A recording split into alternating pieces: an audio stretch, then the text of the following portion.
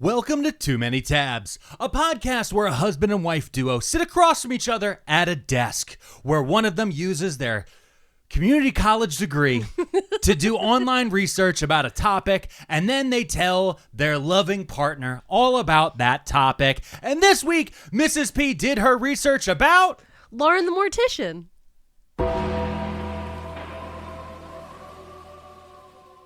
Are you serious? Yeah. We could get sued. I mean, now maybe, though. Too many frauds and too many scammers that we wish weren't real. Too many cons and too many spammers, and we're starting to feel like we've got too many tabs open. It's too many tabs. Remember to smile. Why does your face look so concerned? What do you mean, why does my face look so concerned? The only thing I know about Lauren the Mortician is famously litigious. Famously litigious. True. That's true opinion, right? You want to talk about opinions today. Yeah, we have it. That's an opinion I have. That's an opinion. I have an opinion. Yep. In my personal opinion. In my personal opinion, pretty litigious. Yeah. Make you pretty nervous. It would, yeah. It makes me very nervous. Because I don't want our Patreons who log in over at pearlmania500.net Yeah. every single week to listen to things like our two separate Patreon exclusive podcasts, like the warm up, where you recently declared that this age isn't a new Gilded Age. It's we're actually in the gutter times. Yeah, that's right. We live in gutter time now, everybody. It's gutter time. I didn't name it that on purpose. No. Mrs. P compared this second administration as a relapse. Oh, I did. Yeah, and we're not hopping back at the beginning. No, we're not dancing on tables. We're back in the gutter, baby. We're right to the gutter. And everyone who listened to the warm up this week, or they've been listening to Vibing Out with the Food Idiot. Yep. And throughout all of that, they've been enjoying the best comment section in the entire world. It's true. It's a great comment section. Usually funnier than us. Honestly, they so many funnier than us. So many good ideas over there too. Yeah. And great and all jokes, those good times, great names. Listen, you know what I was thinking after I got done writing this episode? But what's this episode about? Lauren the Mortician. Okay. Is that that you may know at the beginning of the Law and Order episodes where they're clearly going to do an episode about something that happened, but then they're going to say they didn't. Yeah. There's like that screen based that pops on a up true story. and it says the following story is fictional and does not depict any actual person or event. That's how I'm beginning this. Okay? That's how. This is kind of this is just a story I wrote. And there are people's names. They might be other people's names. What was that one person's name? Lauren the Mortician. Okay. I love that. The best part is there's actually people out there who never watch wrestling. Yeah. Who associate that gong with Dr. Umar.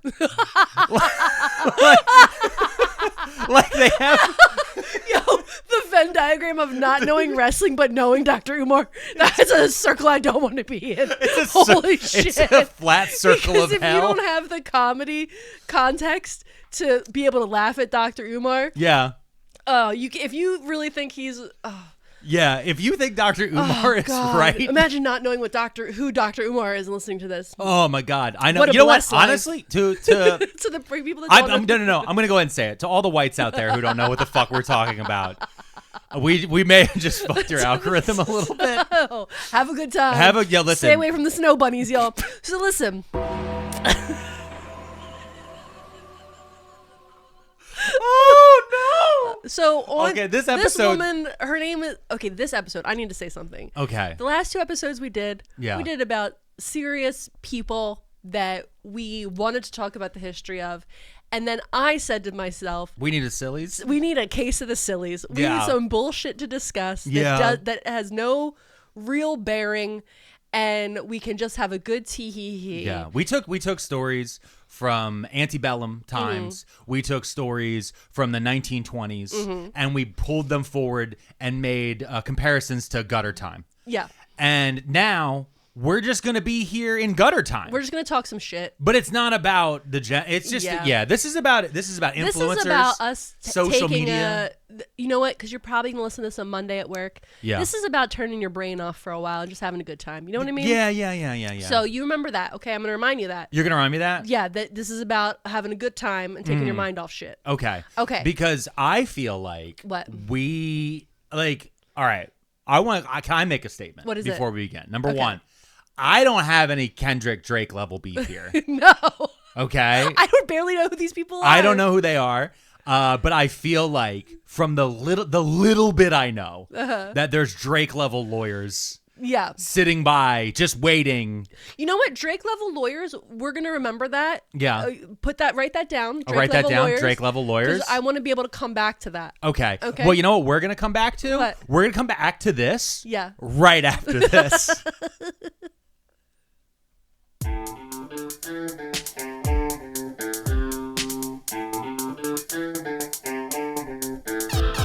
And we're back. Yeah. And you're nervous looking. I am. Okay. Okay, wait. Let's not focus on it. Let's just get started. Okay, let's just get started. Okay, so there's this lady named Lauren the Mortician on TikTok. And again, if you're not a TikTok-y person and you don't watch TikTok, I'm going to try to explain who she is. Okay. She's this gal who goes by Love Miss Lauren on TikTok. Okay. She has 2.8 million followers. Whoa. Got a lot. And the little tale I'm going to tell... As we've declared on the last episode. Yeah. That's like a clan level amount of followers. I'm going to start, you know what? Maybe I'm going to start peppering in more inside jokes. Okay, good. That way it's like force you to go listen to the old episodes. Perfect. Yeah. That joke doesn't make any sense. Go listen to season 1. No, you have to go just the last episode. We don't remember season 1. No, we don't. People write comments about it, and I go, I don't remember what I said. I don't remember. remember what that I was said. pre-baby. Oh my god, we had brains. That was both pre-baby and pre-gutter time. All right, so Okay. she has 100,000 less followers than me on TikTok. Wow. Okay. That's how I choose to remember. So all this story kind of starts in 2023, 2024. Okay. She got popular on TikTok by telling stories about how people have died through her experience as a mortician. Okay. Also known as an Undertaker. Okay. There's a slight delay on the button. There's a bit of a delay on There's the a little bit of a delay on the button. I'm hitting it right at the right time. So the stories that she would tell would be like, I witnessed this thing as a mortician. Here's how you can kind of keep yourself safe from that, right? Yeah. So like one thing would be like, ladies, take your hair clips out when you're driving your car because I saw a horrible head injury from a hair clip being slammed in the back of a skull, right? So like take your hair clips out. So Like she's doing 1,001 Ways to Die. Exactly. That's which is I think like a book and also was a show on Spike TV. So Do you remember Spike TV? yeah. And she would tell stories like, I was called to the scene of an accident to pick up this body, and this is what I saw, and this is what we can learn. Okay. Right? She also would answer questions submitted by her TikTok. So people would write questions in her comment section, and she would respond to them. Yeah. And in all of that, she started talking about stories of children passing away. And, you know, that led into her giving kind of these suggestions about children's safety. Okay. Right? Through the eyes of someone who has witnessed children pass away. Okay. As a mortician. Well, she didn't witness them pass away. Yeah. Through the eyes of somebody who has seen dead kids. Yes. I want to be clear about Yeah. that. Like, she wasn't in the room and was like, oh, I saw this happen and then the kid died. Yeah. She shows up later and then it's like, oh, probably shouldn't leave a sack full of magnets on the ground. No, they're too delicious. Yeah. So, No Tide Pods. oh. These are very basic ideas. Can I get back real quick to 1,001 Ways to Die? I don't want to talk about Spike TV. Okay. What do you want to say about Spike TV? No, it's just that I got annoyed at that show. I don't think I've ever seen it. You don't remember it? I don't. It was know. basically, they were like, hey, here's a bunch of stupid ways to die. What year was it? Okay. Yep, no, that's fair point. Fair point. It was during your gutter time.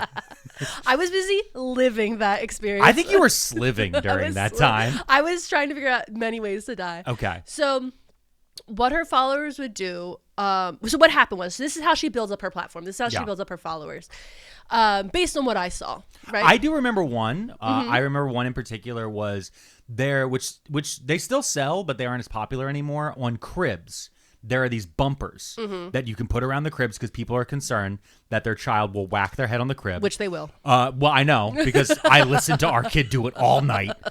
And but big old dome on that kid. He's good. Okay. Anyway, but she was like, don't do that because they can pull them off and they can suffocate. Yes.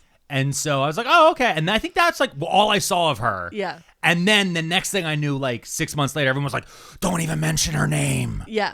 Well, here's what would happen is her followers became very culty, very obsessed with her opinions about things. Okay. Because she tapped into this mom fear. And mom fear runs a certain sector of the internet. Yeah. The fear about children's safety and the fear about being a good mom, fucking dude, that's a whole algorithm. I remember the day you dismantled our Brezza. I remember the day you dismantled it. Anyway. Okay. So, what her followers would do is if they saw a TikTok, let's say they're scrolling TikTok and they see somebody doing some dumb shit with a kid online, like let's say trampoline jumping into a pool, something I have done myself. Her followers would tag her in the comments. So hundreds and hundreds of comments of people tagging Lauren the Mortician.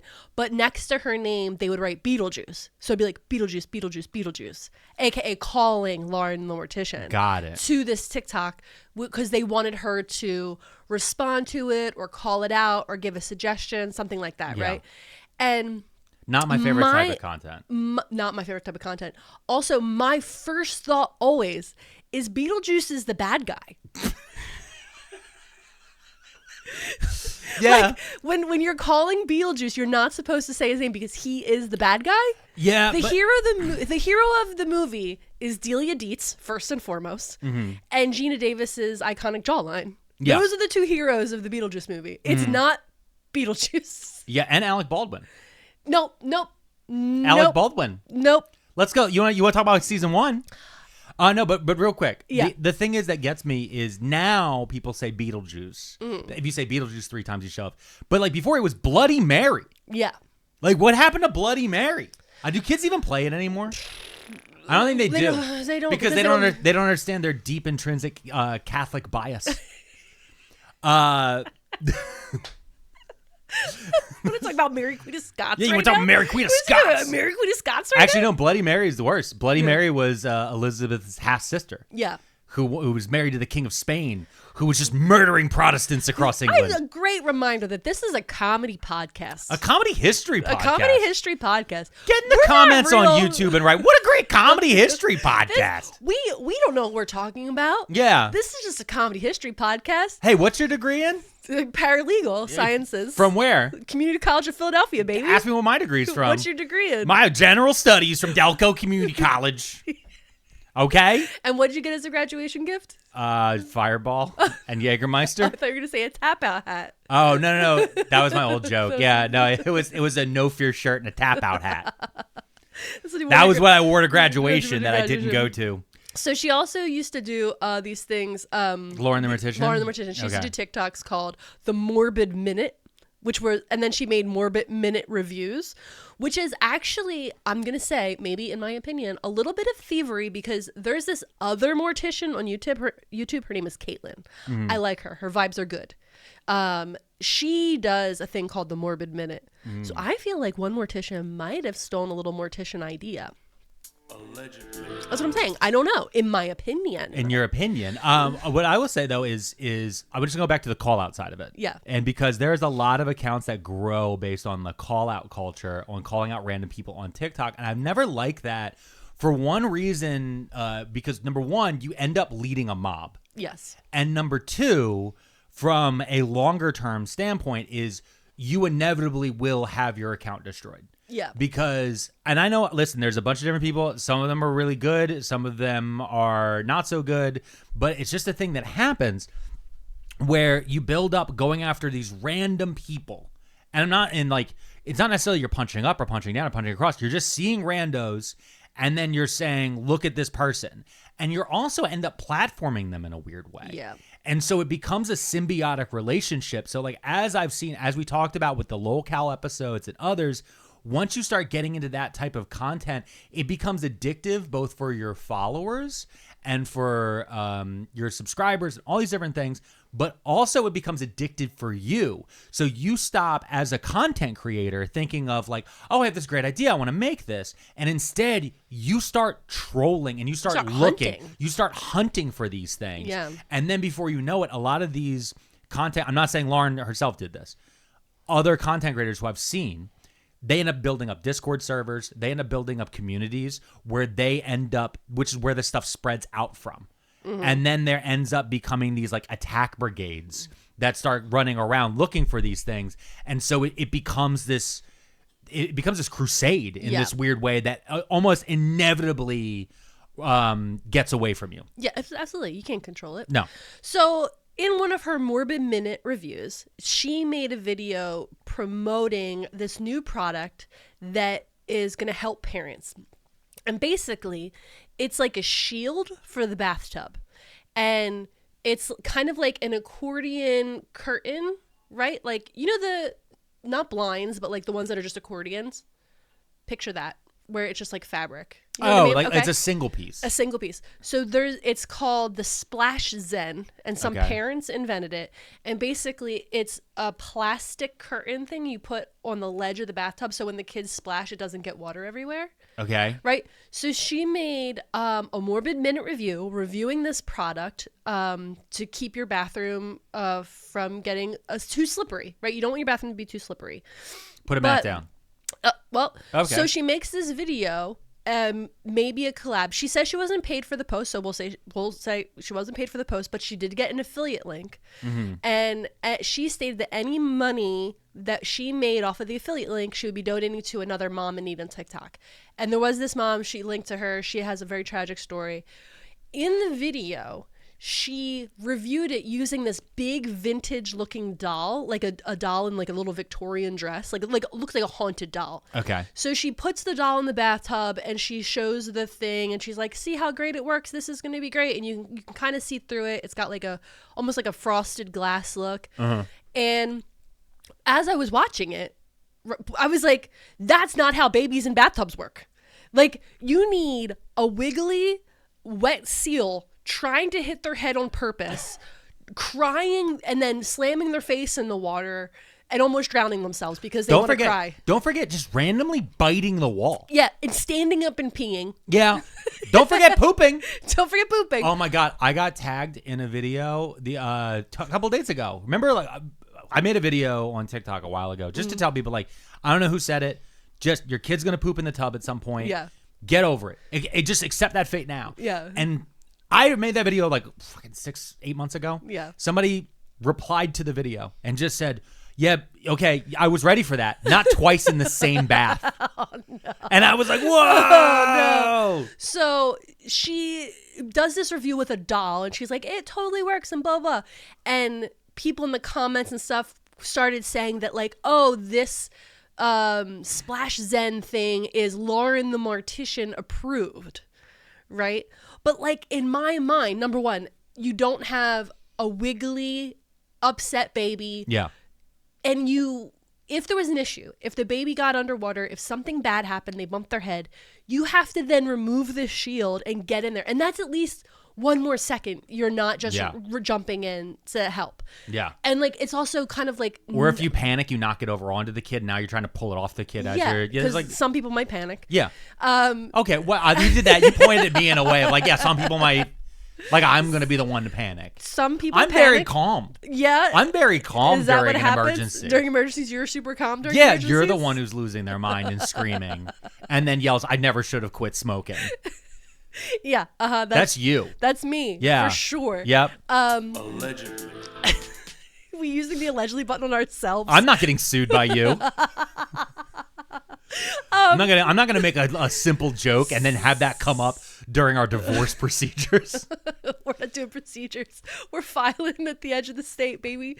So then what happens is like she does this thing and people like the comment section starts to be like, who are you to make this review? This doesn't actually align with what you say about children's safety. Yeah. That's a doll, not a baby. She has kids. Yeah. Why not use the kids? But Yeah. okay, whatever. So the people on the internet are like, what are your credentials?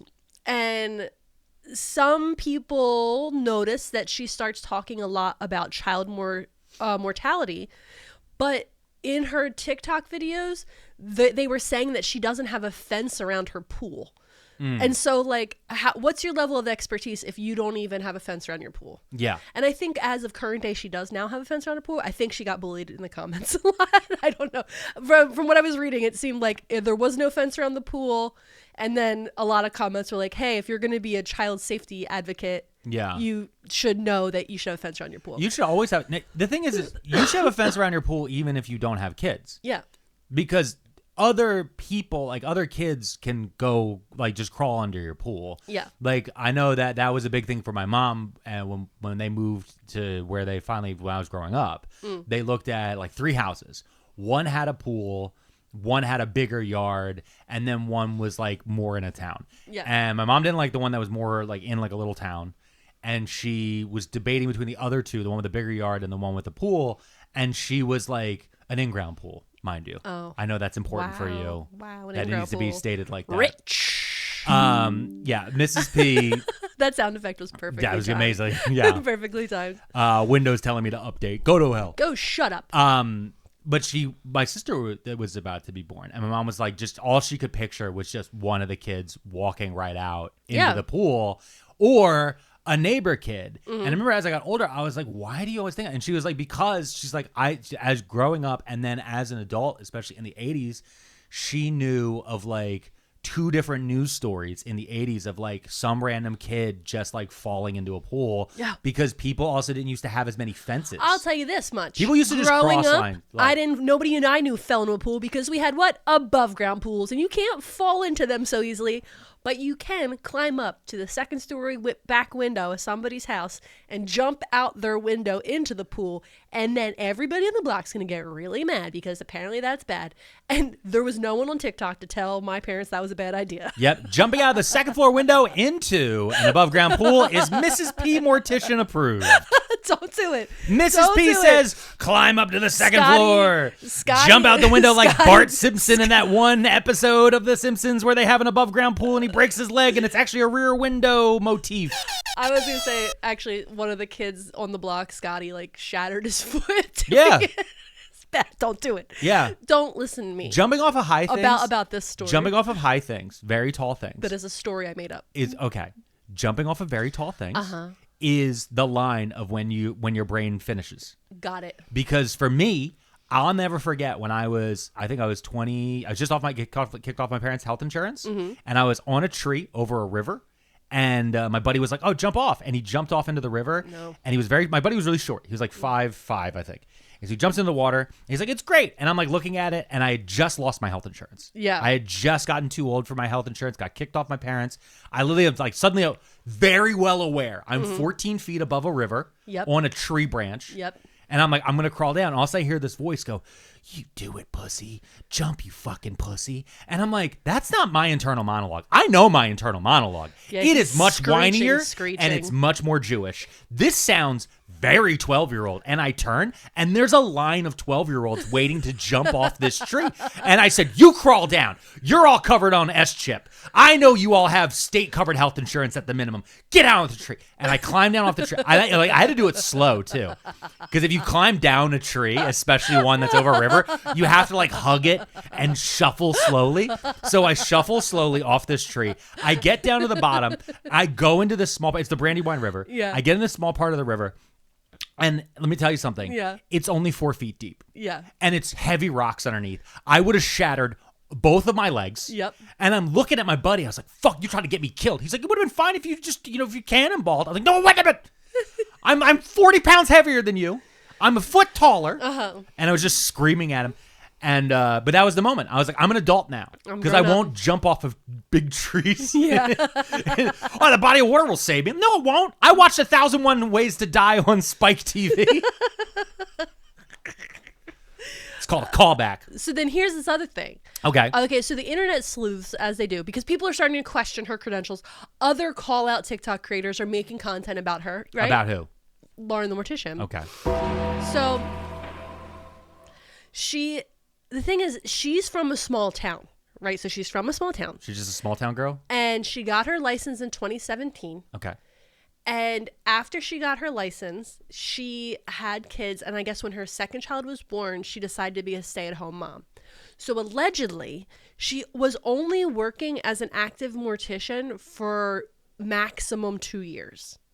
So people are like, how does she have hundreds of stories? She's in a small town. It was only 2 years of service.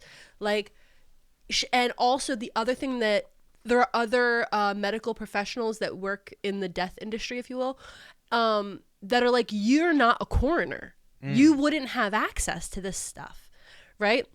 Because morticians don't do autopsies. She would likely not have firsthand knowledge of medical procedures and requirements. So she could potentially have gotten some of that information from the autopsy team. Maybe if they released the body to her and there was a copy of the death certificate. But most morticians, it's on a state-to-state basis, don't have access to reports and case files like that. So, like, does she have expertise to give advice on social media? Are these stories all hers? Because, again, a small town isn't seeing Philadelphia, New York City, volume of people dying, let alone a volume of children dying. That was a lot of people were saying is like, you know, as a mortician in my small town, only 2 children pass away a year. So why does she have this many stories? Oh, that's because she lives in Oopsieville, Virginia. So the capital of the most oopsie daisies known to America. So yeah, that people start looking at the credentials. They start questioning her about, and they're like, she's not currently employed. I don't know. People are like, I don't know if I personally trust her opinion. And my opinion, personally, is that I wouldn't trust her opinion about these things. And then she starts talking about car seats. And I think we should take a break there. I think that is a perfect place to take a break. If you get hit by this next ad, that means that you are not a member. Please listen to it, because we're going to need legal fees. But also, you can always skip the ads by joining us over on our Patreon. The money from Patreon we use to pay for our legal fees. And legal counsel. We'll be right back after this. It's time to make feeling good easy.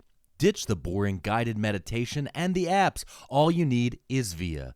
Via's combining high-quality hemp-derived ingredients with powerful cannabinoids to create serious results. Whether you want more focus, better sleep, or boost in your love life, Via has you covered. Via sent me a box to my home pretty recently, and guess what, guys? It's helped me sleep so well by taking these easy gummies and being able to just let the world roll off my back. Customize your Via experience by choosing the type of relaxation you're looking for, along with the level of THC you want. With products ranging from 0 to high cannabinoid levels, they have something for everyone. Choose from topical gummies, drops, and more, and get ready to relax. So if you're 21 and older, treat yourself to 15% off and get a free gift with your first order using our exclusive code TABS at viahemp.com. Enjoy free shipping on orders over $100. That's viahemp.com, or see the show notes for more.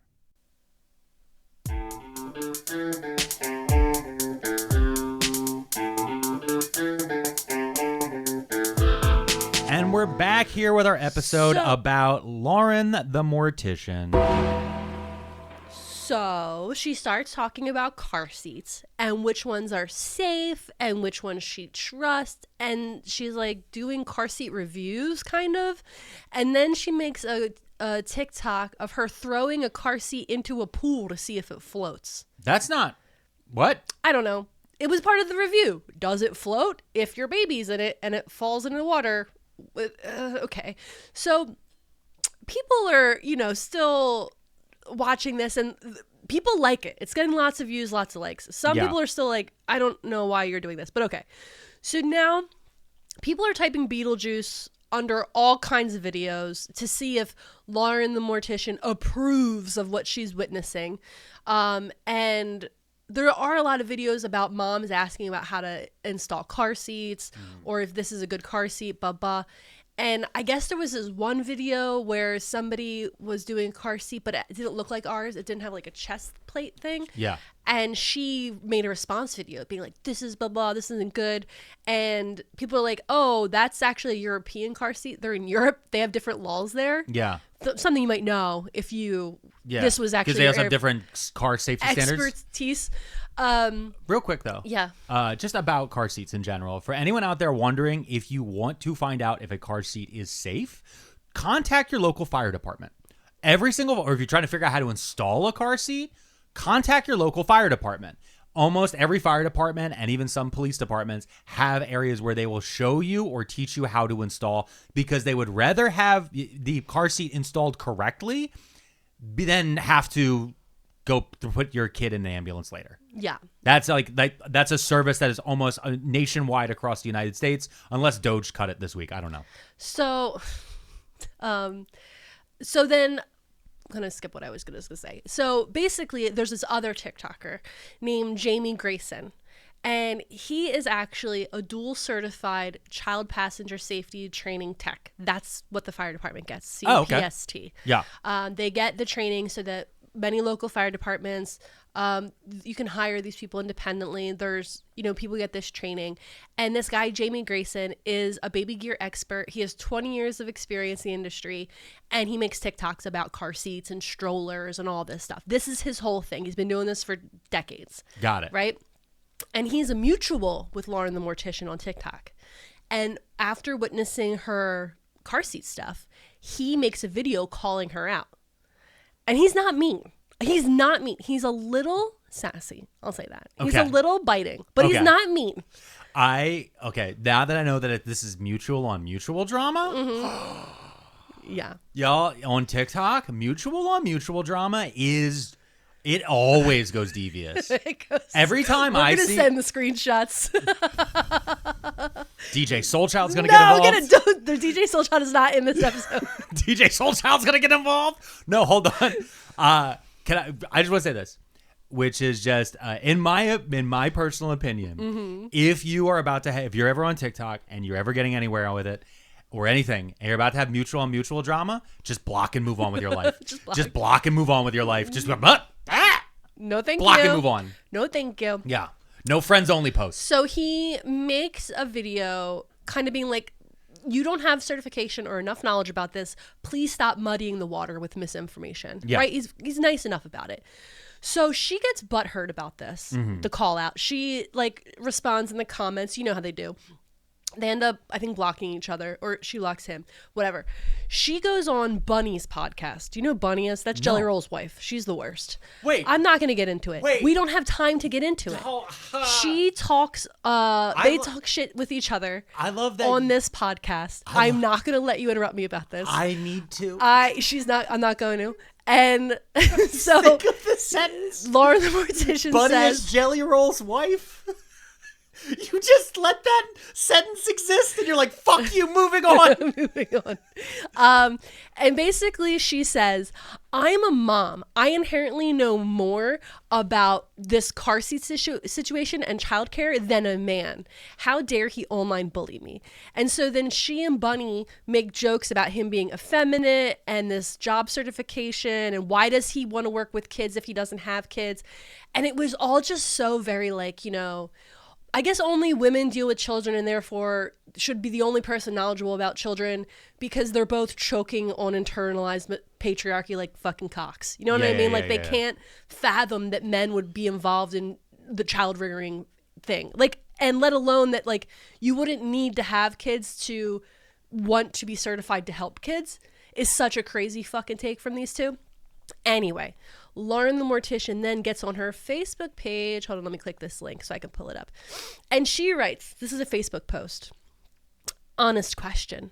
Would you take baby product advice, that's in all caps, from a man who has no children, who has 12 to 15 strollers inside their living room, and also attempts to give baby wearing product recommendations, car seat recs, and high chair recommendations to actual mothers, just wondering, hypothetically and all, because I sure as fuck wouldn't, especially when they link these products conveniently in their bio for you to purchase so they make commissions and gain financially from that. Never having used the product with a physical baby on a day-to-day basis, nah, me neither, just checking. Well, okay. So I hate this. This is really kind of painting him in a really negative light. Like, why does this man have baby products in his house? She's trying to pedo jacket him. Yes, she absolutely is. She's 100% trying to put the pedophile jacket, wrap it around his shoulders without ever saying his name. Yeah. And without ever directly saying it. Exactly. This is why would a man have action figures in his home? Yeah. You know what I mean? Like that level of stuff. He is. His job is strollers. Why? Okay. His job is strollers. There are men OBGYNs. There are men that help give birth to children every day in hospitals. What are you talking about? They're male teachers. There's so many different things, but this is also one of those things where it not only pigeonholes. She is gatekeeping men outside of the child rearing. Also, experience. I do need to state, I believe he identifies as gay. Okay. So again, this whole like a gay man, because they're calling him effeminate and all this stuff. Yeah. So it's fucked up. Also, she is getting my opinion. Also, but also she's getting the lightest pushback, and she went 0 to you're a pedophile. Yes. So how much of a Trump supporter is she? A big one. Okay. So then I knew it. I just knew it. I knew it. Yeah. So I mean, she was on Bunny's podcast, the wife of Jelly Roll. Oh yeah, no, Jelly Roll, who has said famously that he is not political because he is a felon and he can't vote. He just only hangs. Okay, no, that's fine. It's all fine. right. Okay. So then thousands of people that follow her and maybe a lawyer make lots and lots of reports against this guy's account, and he gets banned. From what? From TikTok? He got his account banned. Because they started reporting everything he put up. All of his informational videos and tutorials got reported. Yeah. Along with the videos he had made about her. And so this whole time, after he gets banned, he makes a new account, obviously. But she starts making videos kind of in the most mean-spirited, joking about going and getting the certification. So she does. She goes and gets it. And then starts making videos about like how to like do car seats properly.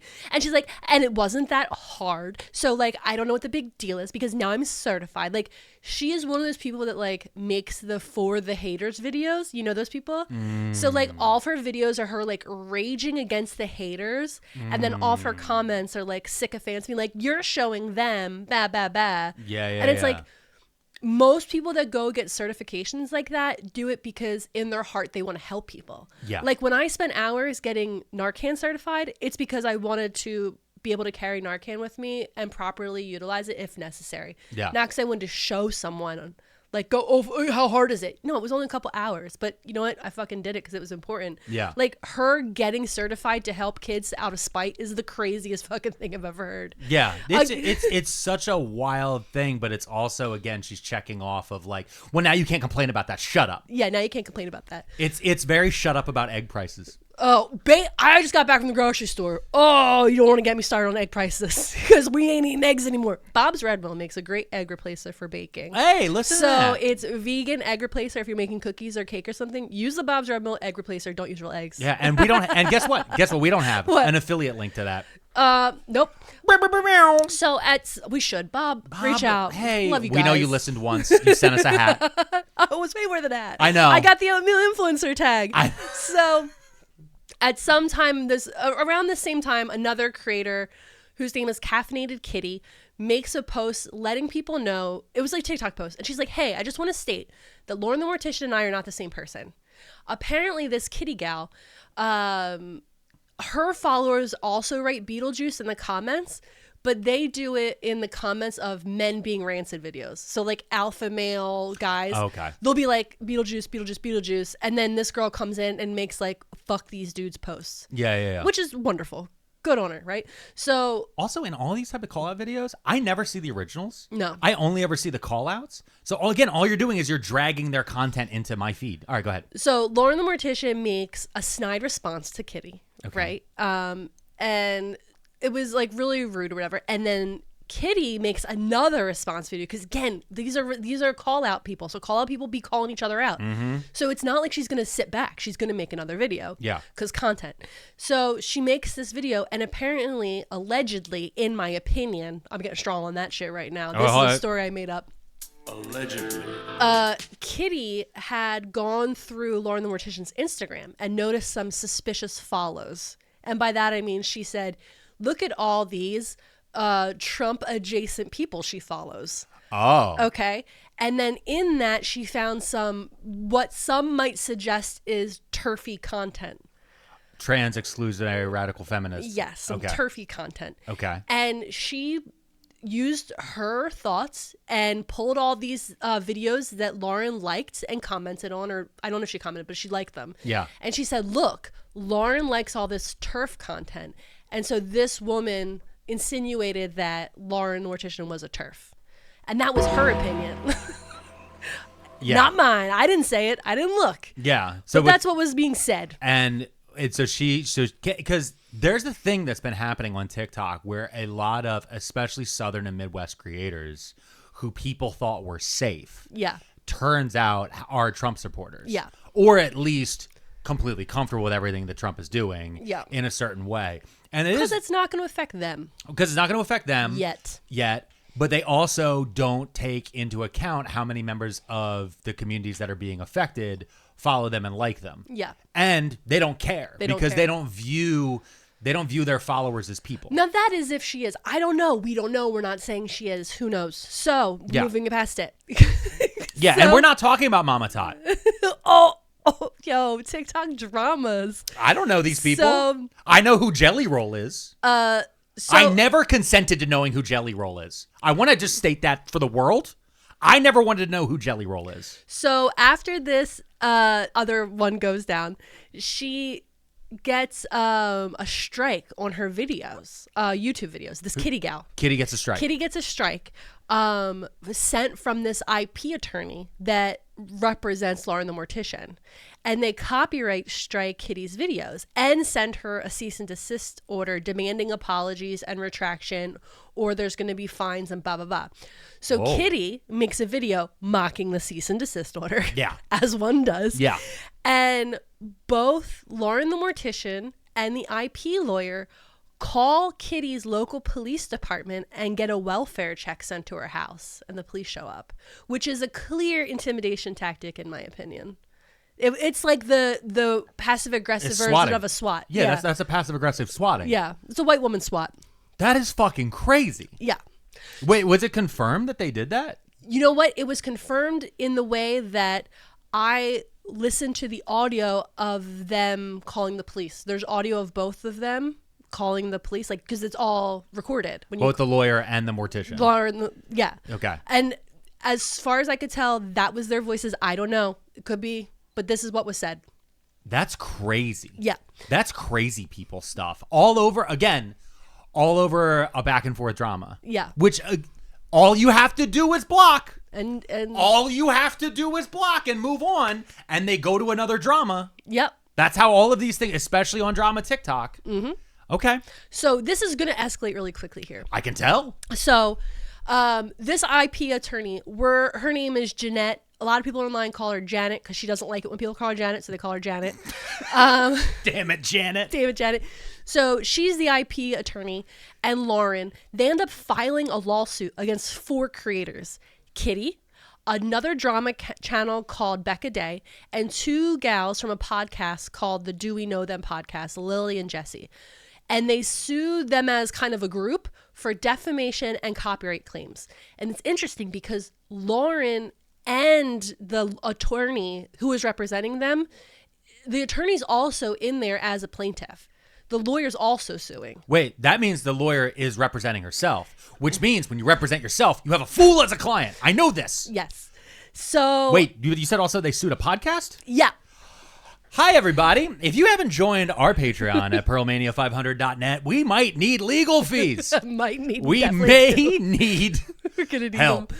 So because of this, the podcast girlies, had talked about Lauren the Mortician and the IP's lawyers' tomfoolery, in their opinion, all four of the defendants, Becca, Kitty, and the podcast gals, started a GoFundMe, and they raised over $60,000 for legal fees so they could file a countersuit and kind of go against what was happening, right? Okay. Because they're saying it's copyright. They're saying this is defamation, this is copyright. That's why they're being sued, right? Okay. Long story short, a year of litigation, lots of stuff. I need to say this. In my opinion, the IP lawyer, intellectual property lawyer, is very bad at her job, in my opinion, as a pseudo-legal professional who went to community college for paralegal studies. Now, almost all of these claims that were filed, these lawsuits and claims, have been dropped, thrown out, or dismissed with prejudice. With prejudice? Yes. Oh. So, in my opinion, this is fucking embarrassing for an IP lawyer, because you're supposed to specialize in IP law, which is copyright law, which is fair use law, which is all the things that we're talking about when we're like, oh, we're allegedly, it's our opinion, we're using a little clip from this, we're showing a little picture of that. Yeah. That's all covered in this. Yeah. And this is her specialty. This, when you go to her website, this is what she gets paid for. And they lost basically everything except for one at this point. So, a case about fair use copyright, she loses a lot of this stuff. So she files. Okay, hold on. I'm sorry. I went ahead of myself. I got too excited. You got too excited. Crazy. You got too excited because you love to tell. You love to say a lawyer sucks at their job. Oh. Nothing makes you happier than saying, "Babe, what? Look at me right now. Okay. Look at me right now. Yeah. Your eyes. Yeah. Your eyes lit up when you were like, in my opinion, she's bad at her job. You looked me deep through my soul, because with the years that you worked with lawyers and the lawyers that you've met throughout your life, when they when they know they're good, they are on their shit and you can't stop them. No. But when they think they're good and they're about to lose in a way that is fucking so predictable, the Schadenfreude. Oh, it feels so good. And I can't tell y'all how many times when Mrs. P would watch a lazy shithead lawyer do something, and then she would come back and she'd be like, listen, it's going to happen tomorrow. They lose. And it would be 6 weeks. Because they don't lose quick either. No. That's the thing about a shit lawyer. They don't lose quick because law isn't fast. Law is so slow, which is half the reason we're in the trouble we're in. Yeah. Law is slow. Law is slow. Here's the thing. Out of all these cases, there's one case about fair use and copyright that she filed against the podcast gals specifically, right? Okay. Now, these two women from their podcast are self-representing in this specific case. So they have a lawyer with the four girls, and then in this situation with this copyright claim, they are self-representing, which means they don't have legal counsel. They're just filing this paperwork themselves. Got it. Okay? Against an IP lawyer. Now, this case gets dismissed with prejudice. Okay? With prejudice means that you're not allowed to like refile and like ask for it to go like to be like looked at again. It really means like no.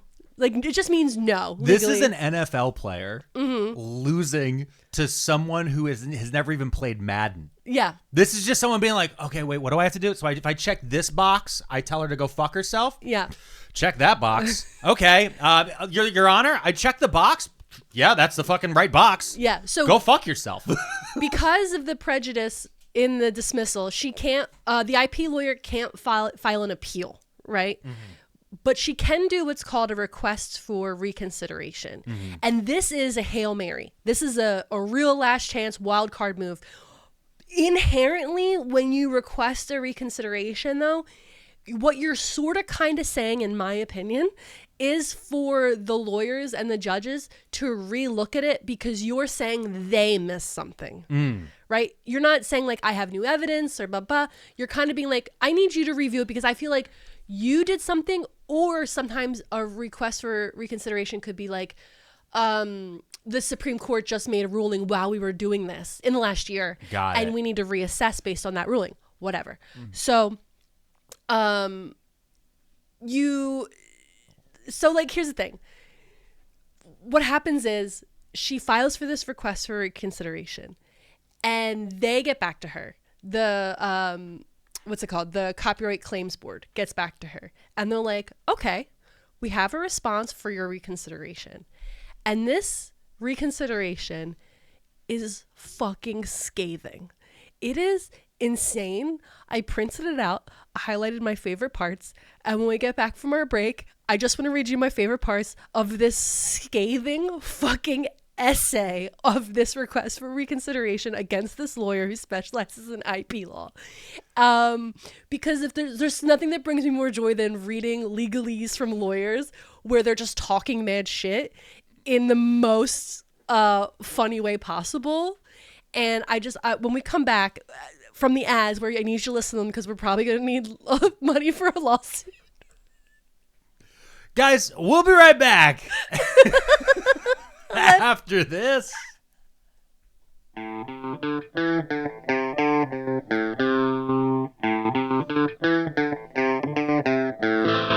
Okay, so we're back, and we're no longer talking about Lauren the Mortician. We're done. Who cares? I don't care. I want to talk about this IP lawyer that she hired to represent her. Damn it, Janet. Her name's Jeanette, okay? Don't mess it up. Okay.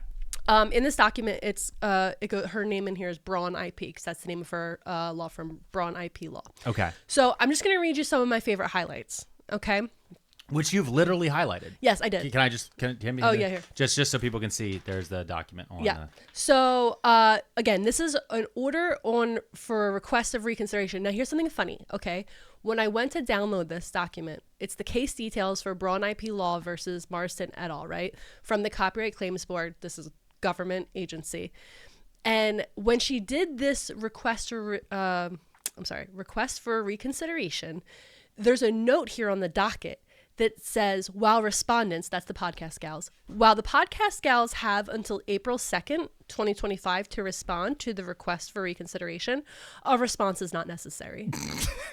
That's what it says on the docket before I even printed this out. They're like, yeah, Don't worry about it. They're telling the podcast gals, don't worry about it. You good. Don't worry about it. What's the name of the podcast again? Do we know them? And that, real quick, the Copyright Claims Board, is this federal? Yes. Okay, so this is a federal court. Yes, it's a federal court. Oh, buddy. So Trump could do something. Trump could do something. What he did do is probably close this whole sector down because the website keeps saying this website might not be available. So I had to print this out real quick. It's gutter time. It's gutter time. It's gutter time. All right, so here we go. Claimant, Braun IP Law, initiated this copyright infringement claim against respondents, Jessica and Lily, on December 11th, 2023. The Copyright Claims Board issued the final determination in this proceeding on January 31st, 2025, finding that the respondents and dismissing the claim with prejudice. As a review of the final determination reveals, this case was not even close. Wait, what? Yeah. They said not even close? Was not close. I'm sorry, it was not close. Okay. Respondents used the work at issue was a textbook example of fair use. Many of the arguments made by claimant were utterly meritless, some to the point that they undermine the claimant's credibility. Moreover, the board did not take a cursory review of the work at issue or its use. They watched the work several times, detailed in the final determination's factual history section, which lays out the respondent's clearly transformative use of the work for criticism and commentary. So basically, we said what we said. Yeah. We didn't just watch the YouTube videos one time. We watched them multiple times. The board. Yeah. Yeah. And this is undermining your credibility. Yeah. Claimant, IP lawyer. Okay. Do you not know how to do your job, is what they're saying? Despite the detailed nature of our final determination, on March 2nd, 2025, the claimant filed a request for reconsideration. A request for reconsideration of a final determination must identify a clear error of law or fact that was material to the outcome or technical mistake. Just as importantly, the request shall not merely repeat any oral or written argument made to the board as part of the proceeding, but shall be specific as to its purported error or technical mistake that the subject of request. Notwithstanding that rule, the request is simply a 12-page brief rehashing the greatest hits of the party's statements that the claimant filed in the written testimony phase. The board could simply deny the request on that basis. The arguments continue to be meritless, and no clear error of law or fact or technical mistake is presented. However, rather than merely denying the request in a cursory order, the board will briefly rehash why the episode so obviously qualifies for fair use for educational purposes. Okay. Let me pause here for a second. Okay, go ahead. No, let's pause. Okay. I want to point something out. Go ahead. You said that they filed this request on March 2nd, 2025. Yes. Today is March 14th, 2025. When did they publish this? Order for I downloaded this on the 7th, 3 days later. Okay. So 5 days. 5 days, yeah. 5 days after Damn It Janet sent this in, they were like, fuck you. Here is how many pages? 6, 7 pages of fuck you. Yeah. Like for a fucking court. Yeah. To be like, I'm going to spend the next 5. We had norovirus for 5 days. Yeah. This is them just being like, I'm going to just. Not only that, they're saying we could have denied this, but we want to educate you on your job and others. Yeah. We're literally writing. We're doubling down on precedent, and we're going to make this into a textbook case. Yeah. Of how not to be a dumbass. Yes. In our opinion. In our opinion. We don't know. I'm just reading this document I printed. What do I know? Yeah. So we're just going to quickly go over the factual history here. For a detailed factual history, including the many ways in which the allegedly infringed work, the episode is the episode of the podcast, that the claimant's work was to critique, the final determination said that the video itself showed Jeanette Braun sitting at a desk recording on a computer, which is a generally factual, image of what was being shown. And then the girls in the podcast pulled some of this video that the lawyer made and used it in their video. And they're like, we're acknowledging that, right? The tea and drama referred to in the work was squarely in the wheelhouse of the respondent's podcast. In the course of discussing the Day Braun fight, that was last name Day and then Braun, the lawyer, Braun's position related to the dispute. The respondents played a 1-minute clip from the 8.5-minute video and spent approximately an hour commenting and critiquing it, completely dismantling all of Braun's argument in the work, as well as expressing their displeasure with Braun's tactics on behalf of her clients. Respondents also discussed at length the concept of fair use and additionally argued that Braun engages in hypocrisy by sending takedown notices against instances of fair use and materially potentially not protected by copyright, even though she has previously educated the public in other videos she made about fair use analysis and how it should be used before sending takedown notices.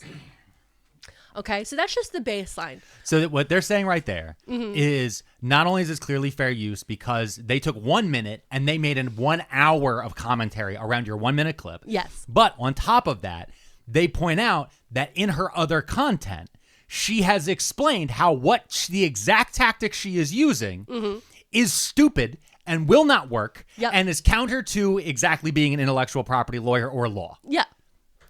Okay. Yep. Okay. Let's move on. Moving on. Related to potential oh, wait, no, that can't be right. Where did I leave off? 2. Yep. Okay, so here we go. Related to potential damages and market harm, Braun IP stated that it uses standard licensing agreements for videos it creates, for which it charges $7,500, and attached 2 sample licensing agreements. It was unclear what types of videos the licenses cover and whether those videos were anything like the work that they're discussing.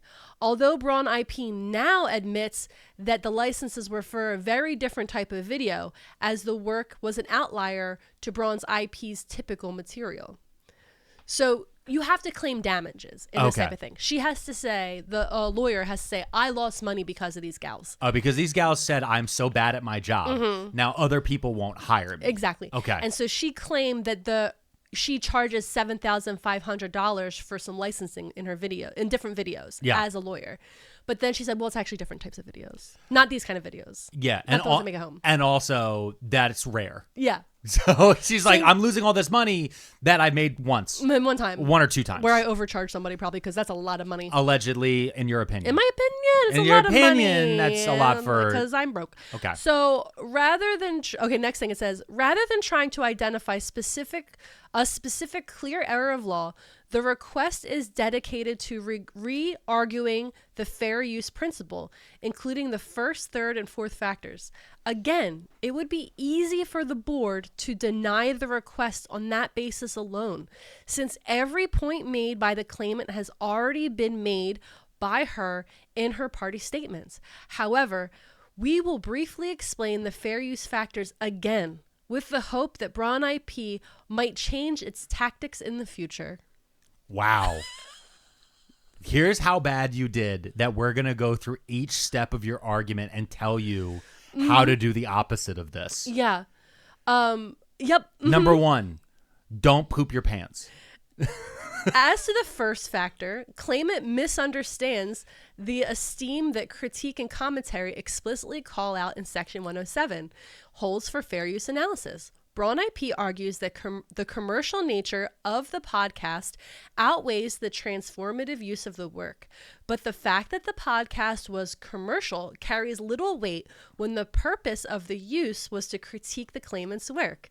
As the Supreme Court has said, quote, the commercial or nonprofit educational purpose of a work is only one element of the factor for the purpose of the character. And if commerciality carries presumptive force against finding of fairness, the presumption would allow nearly all of the illustrative uses listed in the original paragraph, which includes news reporting, comment, criticism, teaching, scholarship, and research, since these activities are generally conducted for profit in this country. So again, if your podcast makes money and you're making transformative content based on things you found on the internet, that's covered in fair use, because that's also like the entirety of not only our First Amendment but also like how podcasting and the internet works these days. News, and anything really. Basically, as long as you're not on the campus of Columbia University, you can do whatever you want. Yeah, I felt like I really needed to read that paragraph out loud. Yeah, I just needed to. Yeah, no, I think you nailed it. So, next, you did a very good job reading that paragraph out loud, by the way. Thank you. And digesting it. Claimant quotes this is an incredible line. Okay. Further down the paragraph, I'm skipping through a little bit here. Claimant is Janet. Janet quotes the syllabus, and then they put in quotes, as opposed to the actual decision, end quote line. I need you to know that if any of the attorneys I ever worked for wrote the claimant quote the syllabus as opposed to the actual decision, I would have got fired. You're not allowed to pull from the Cliff's Notes, babes.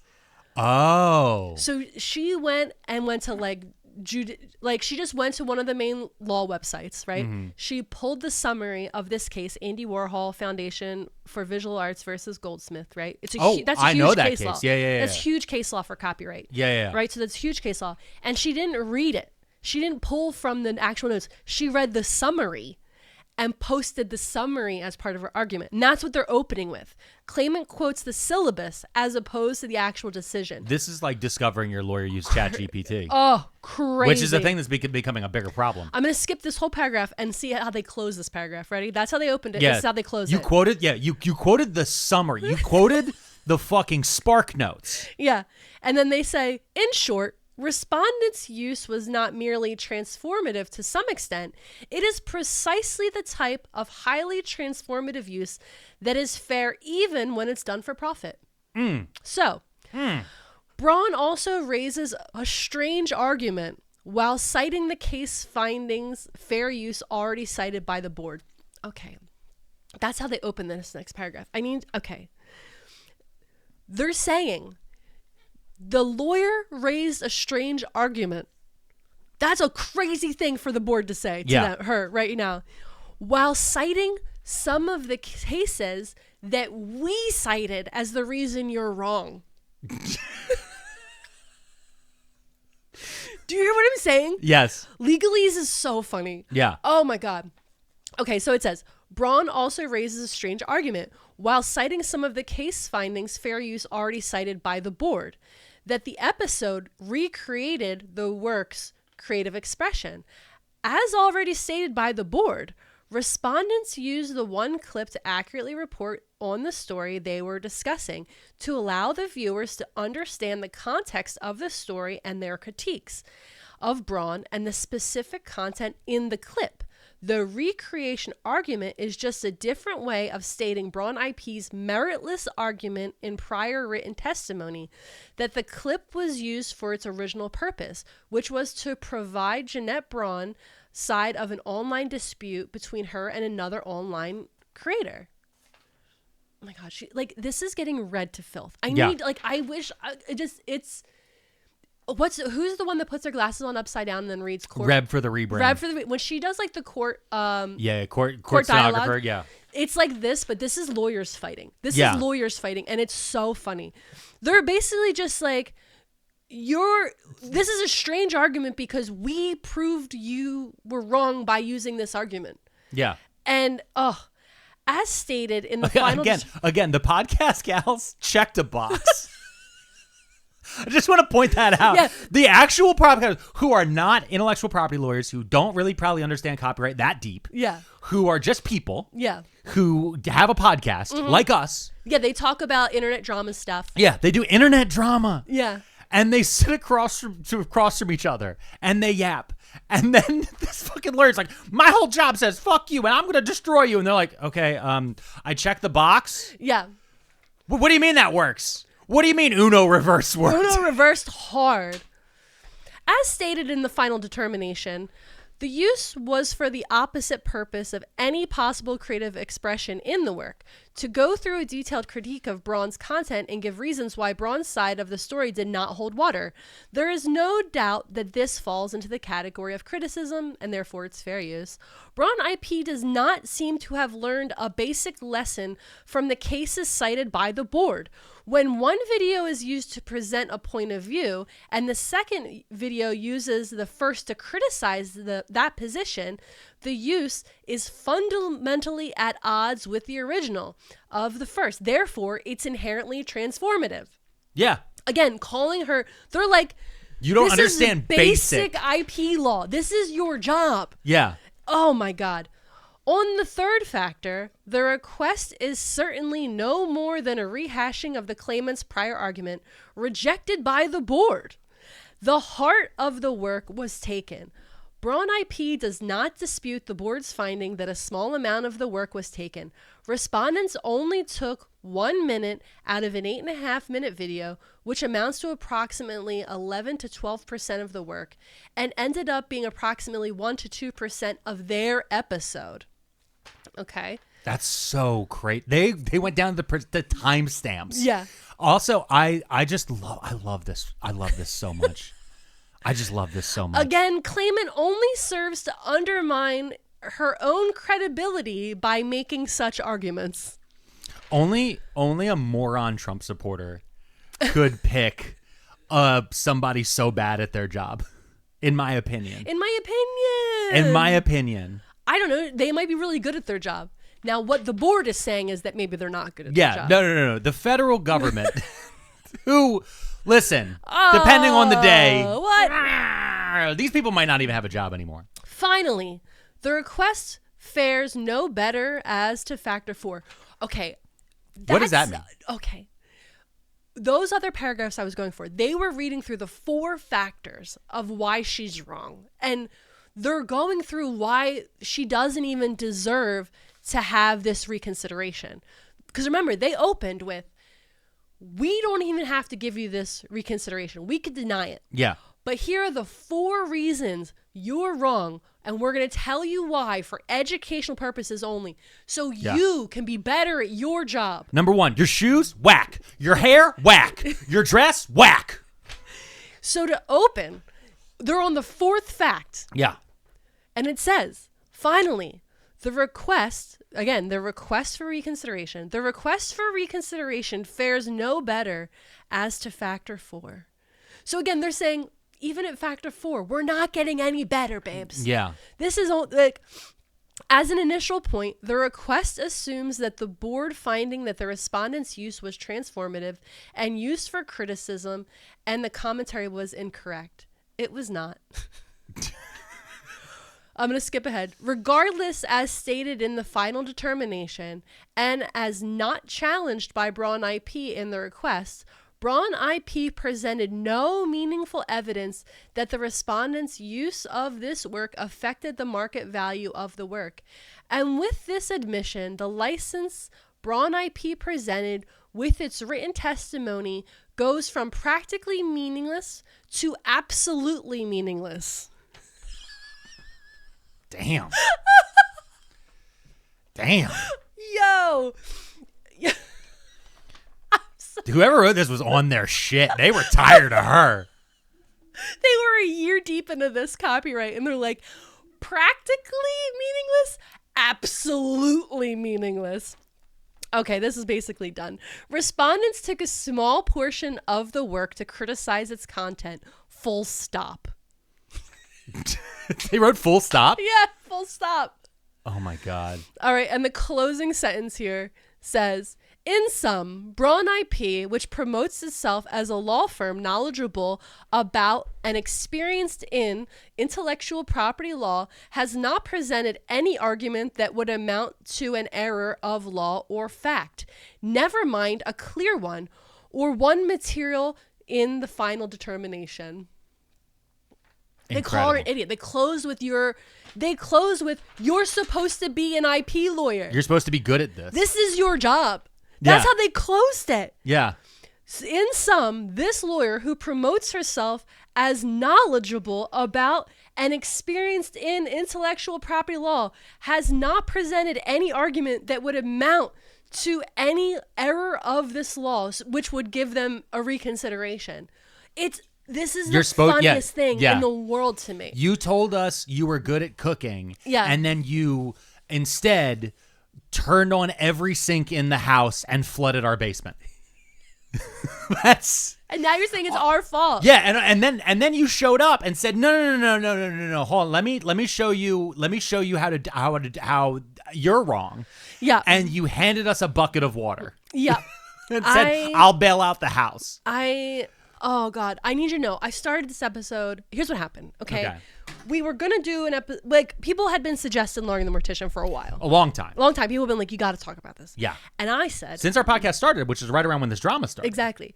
And I said to myself and to you, I'm not touching that until I know what the outcome is a little bit. Yeah. I want to know where it goes, because again, this is the type of law that affects what we do. This is. And so I didn't want to touch a hot coal until I saw if it was going to burn out or if it was going to start a fire, right? I'm going to watch. I'm going to wait and watch. And so in the last few weeks, it's come out. All the cases are being dismissed. They're losing their cases, blah, blah, blah, blah. And so I was like, all right, I'm going to start researching this. I'm going to start looking into it. Now that I know it's a safe little place to talk about, a safe little place to play in, to talk about our opinions and tell jokes on our comedy history podcast, because we're not lawyers. We don't know what to talk about. And also now this is history. This is now legally history. Legally history. It's in the past. It's in the past. So I started obviously researching about Lauren the Mortician, but then I was like, she is just like every other content creator that does her style of thing, right? Like, there's so many people online that pretend to be, like they pretend to be knowledgeable about things that they're not, because they want to be part of a niche and people love them and follow them for whatever reason. And now, like, when I went and looked at her social media, she still has a lot of followers and she still does some content around this, but really she does like her weight loss journey. All of her affiliate links are for Zempies. Okay. So like she has like a website that she links through. She's an affiliate, so you can get like. So she's like barely even touching on child safety now. No, yeah, she does. She sometimes talks about the Mortician stuff. Yeah. Because the whole thing is she's a nepo baby Mortician. Is her parents own a funeral home? Oh no, I thought you were gonna hit the Undertaker noise. Oh, this one. Sorry. I don't know. Listen, I'm triggered. I'm gonna let you know. Hold on, real quick. I'm really triggered because I added a new button. Yeah. Okay. We have a lot of buttons over here, right? I mean, we have this one. It's a whole different vibe than this episode. It's a much different vibe. We have this one. Ironically, out of every episode that we've done recently, this is the first episode in a very long time that I can hit this button. That's a no Nazi guarantee. Thanks, his name was Dust, for all your music. But I didn't check that. I didn't fact check that. I don't know. Well, we didn't. No. The no Nazi guarantee. Is that we are guaranteeing that we aren't talking about it. Oh, I see. You're right. It goes at the beginning of the episode as a stamp saying, "Hey, we're not going to talk about them." Because we had, especially in season 1, we had a string. It just kept happening. It just kept happening because we just kept doing stuff that was said in 1910 to 1933. But also, so in this case, I mean, the big thing for me, as a content creator, as an influencer, depending on how you want to look at me, is there's a lot in here where looking around at, I guess, my contemporaries. Is I always notice one thing. None of these people have a Mrs. Pearlmania in their life. Because if this had happened, if I had had a mutual fight like this, and this had happened, Mrs. P's immediate response would have been, oh, just block that person and go talk about something else for a bit. That would have been Mrs. P's immediate response. Oh, just go block that person and talk about something else for a little bit. Also, maybe he's right. Like, you don't want to accidentally endorse a product and then maybe something happens to a kid.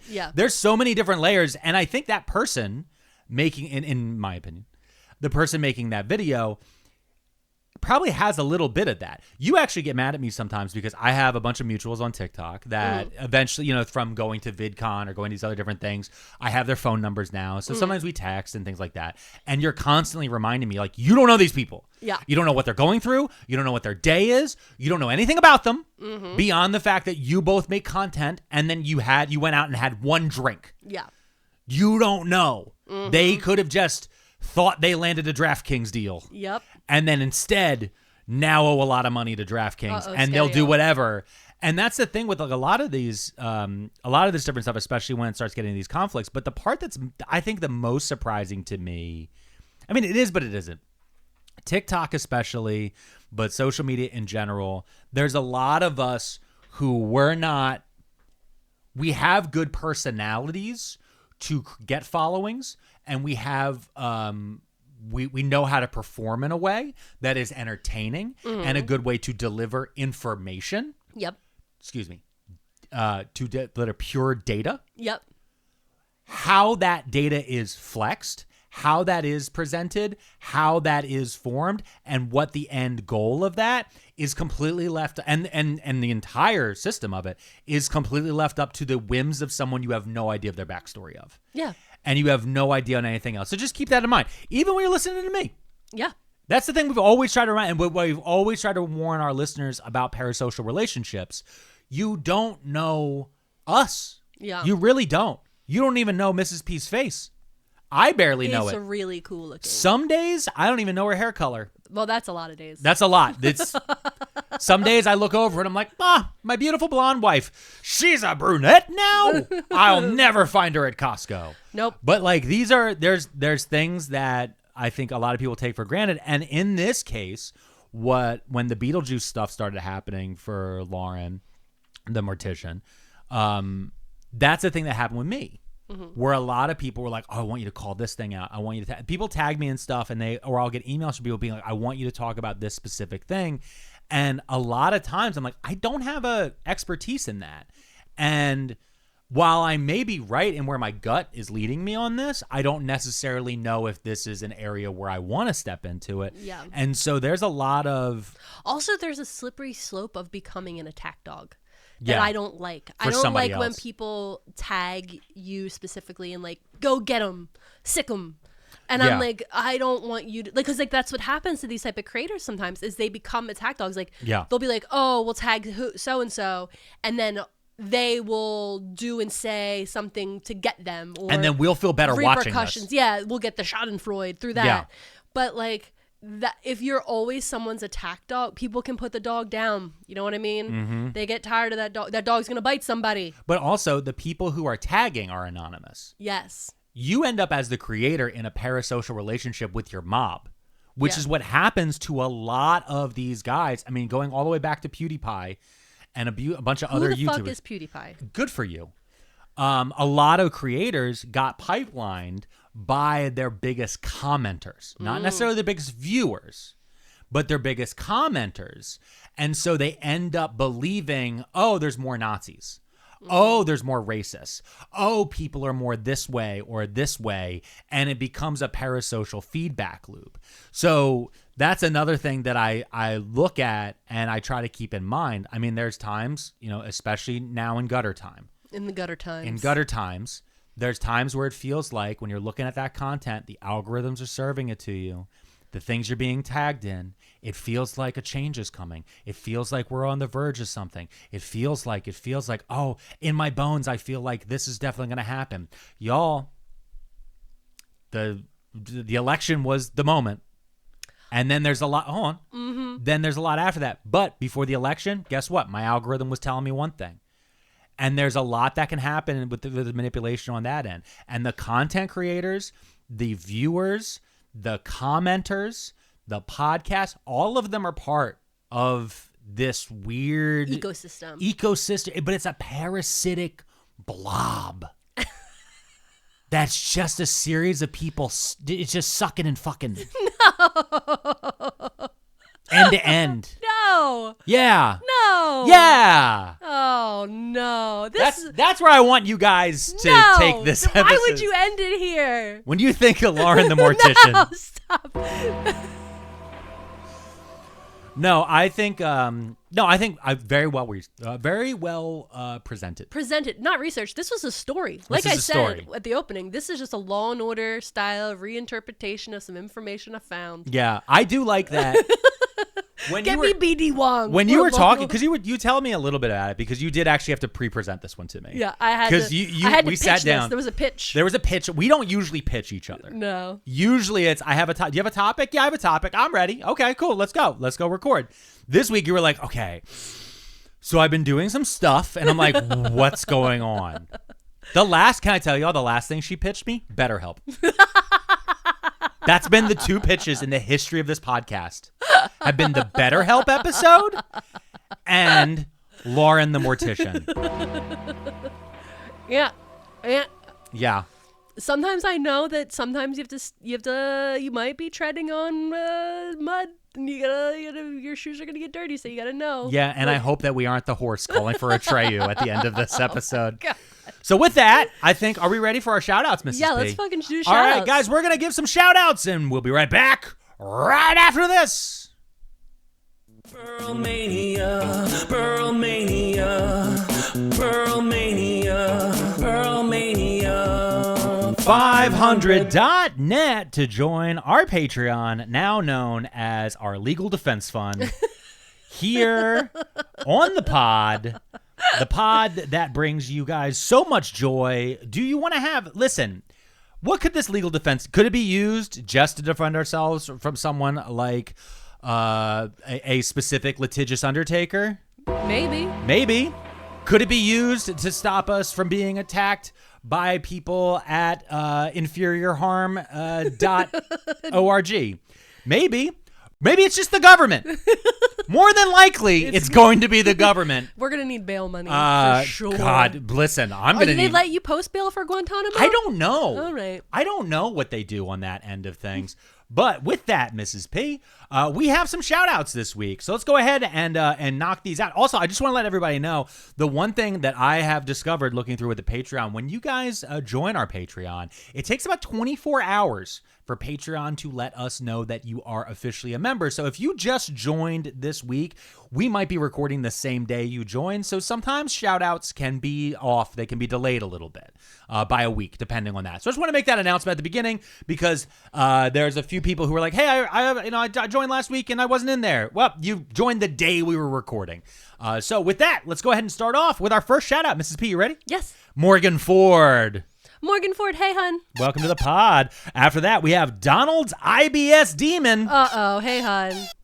That's right. That's a good one. Next, we have my_cats_R_orange. Let's go, orange cats. They're dumb but cute. They are. We had an orange cat who was so dumb. He's the dumbest. He was so dumb. Love him. But I had, you know what? I'm one of the rare people. I had 2 smart orange cats. Well, were you the dumb one then?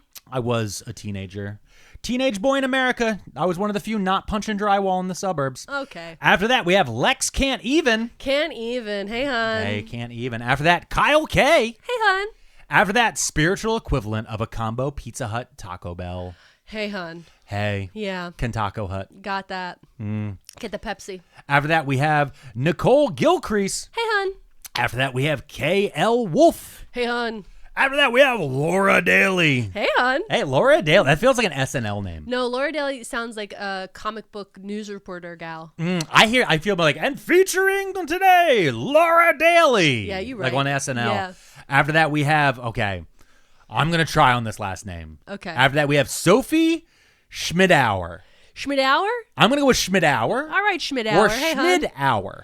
Schmidauer sounds more fun. Schmidauer. Yeah. You know what? Let us know how we did. After that, we have Ashley Pinder. Hey, hun. After that, we have Crochet, Not Knit, Everywhere. Oh, okay. Hey, hun. After that, we have Plutonian Ambassador to Earth. Oh, the Ambassador Earth from Plutonium. Plutonian? Nice to meet you. Yeah, Plutonian. Plutonian. From Pluto. Pluto. Yeah. Okay. That's back to being a... I don't know what it is anymore, Okay. honestly. You know what I think of a Pluto? Welcome. It's a dog. Oh, Pluto's right. a dog on Disney. How come Pluto is a dog but Goofy can talk? I don't know. I think isn't Goofy supposed to be like part cow? No, they're both dogs. Is Goofy a dog? Yeah, Goofy's a dog. So you're telling me Goofy is a man Yeah. who has a man that he feeds and walks down the street naked? Yeah. It's a dark episode. Next. After that, we have Daphne. Hey, hon. Hey, say hi to Velma to me, Daphne. After that, we have Tom Reagan. Hey, Tom. Or Regan. Regan. Reagan. After that, we have... Why'd you say it like that? I don't know. Reagan.